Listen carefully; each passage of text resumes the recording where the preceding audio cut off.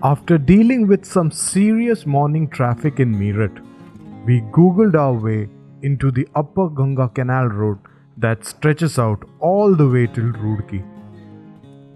Our minds were ready for this adventure because it has been a long time since we all have ridden together. We felt like free men as we knew that we had 3 days of journey. We rode till Katoli with that excitement. We followed our morning tradition of devouring heavy parathas and chais. We took a diversion from the canal road and rode through the inner Uttar Pradesh via Basera village.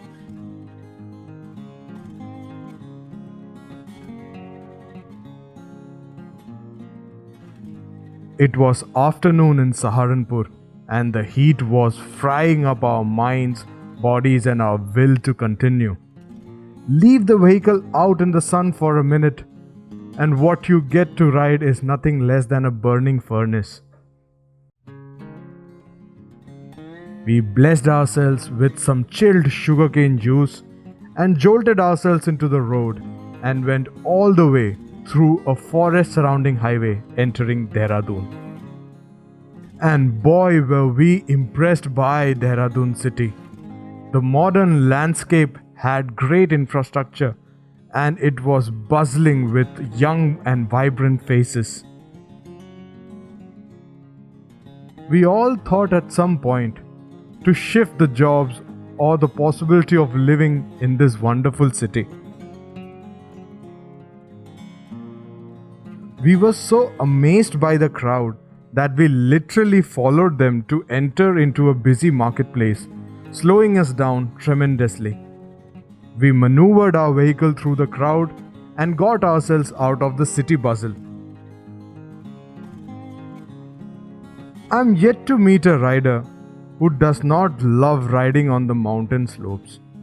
We rode the soft and hard mountain curves like a pro, honking at turns and admiring the gain of altitude.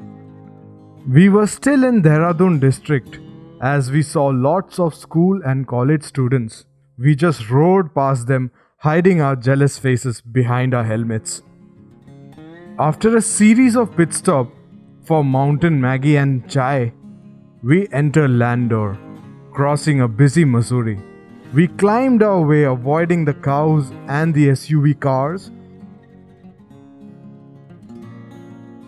and paused at the clock tower, which marked that we had just reached our destination. On day 1, we were 3 riders who fist bumped in the open public, and we saved another one for a rider who would join us at night.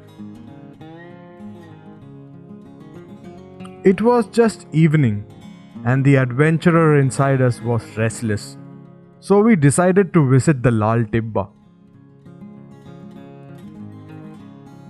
It was a red keep with a telescope and a restaurant. It was just too touristy. Plus, there was no meaning paying for a telescope view at night. After admiring the Dehradun city represented by the yellow glowing dots, we settle ourselves into a cheap hotel. We start day 2 with a morning stroll observing the routines of the people of Landour. Landour is majorly represented by the clock tower and its sprawling markets. These markets were a mix of old and new architecture. The alleys rose to a considerable slope, and while walking we realized that we need to make some serious lifestyle changes. Come on.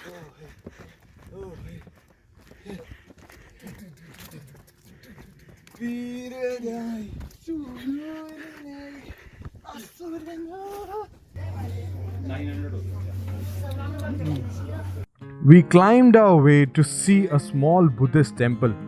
I guess the thought of spinning the prayer wheels and the sight of prayer flags drew us closer to it.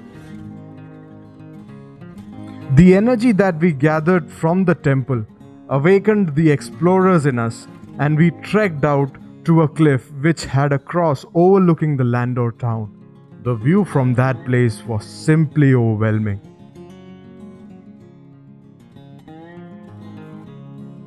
After a series of breathtaking halls, we took refreshment at Char Dukan.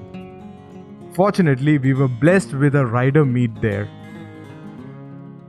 They were a Harley team of the Uttarakhand chapter, and damn did they have some serious wheels. We saw this beautiful small church in the name of St. Paul, and this church was built in the honor of the British generals who once lived there. One thing that was even more famous than the clock tower was the Landour bakehouse. We made way to time and our bellies for an amazing food experience, which can only be summed up as very Englishy. We set out for a journey to an infamous witch mountain called Paritibba.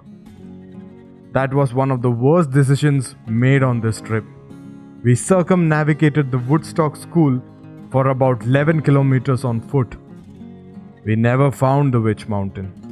Tired and defeated, a local driver gave us lift back to the Clock Tower Hotel, and we celebrated that experience with an extravagant dinner. The last day always begins with a sad thought of returning back to our regular lives. We checked our finances and embarked on our return journey. We always tend to forget that the return is also a ride in itself. After gliding down from the hills, we entered a partly constructed Roodki.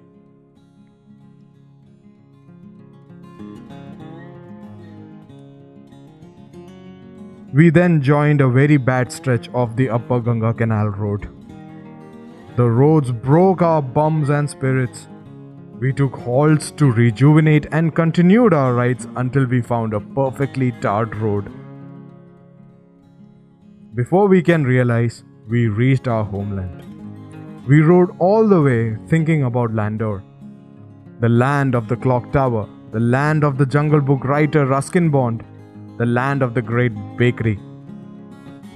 For us, it's Mussoorie that doesn't meet the normal tourist eyes. The ride was over.